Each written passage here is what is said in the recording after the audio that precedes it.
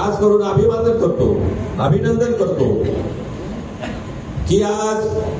आम्ही फिरत असताना साहेब आम्हाला प्रश्न विचारले जातात की आपण सरकारमध्ये आहात, पण आम्ही छाती ठोकून सांगतो की आम्ही जरी सरकारमध्ये असलो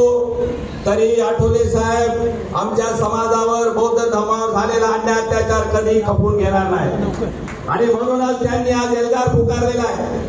आणि हा एल्गार बौद्ध ऐक्याचा एल्गार आहे आणि त्याचं नेतृत्व सन्माननीय आठवले साहेब बिनधास्तपणे करत आहेत आणि जातीवाद्याला सांगणार आहेत की आमचं बौद्ध विहार आमच्या ताब्यात द्या, अन्यथा तुमचं काय खरं नाही। आणि म्हणून आठवले साहेबांच्या तालमीमध्ये तयार झालेला कार्यकर्ता येणाऱ्या 14 तारखेला अत्यंत प्रचंड ताकदीने उभा राहणार आहे आणि आपली जी मागणी आहे ती मागणी आमचे मान्यवर नेते सन्मान्य आठवले साहेब मोदीजींना भेटलेले आहेत, बिहारच्या राज्यपालाला भेटलेले आहेत, देवेंद्रजींना भेटलेले आहेत, त्यांच्या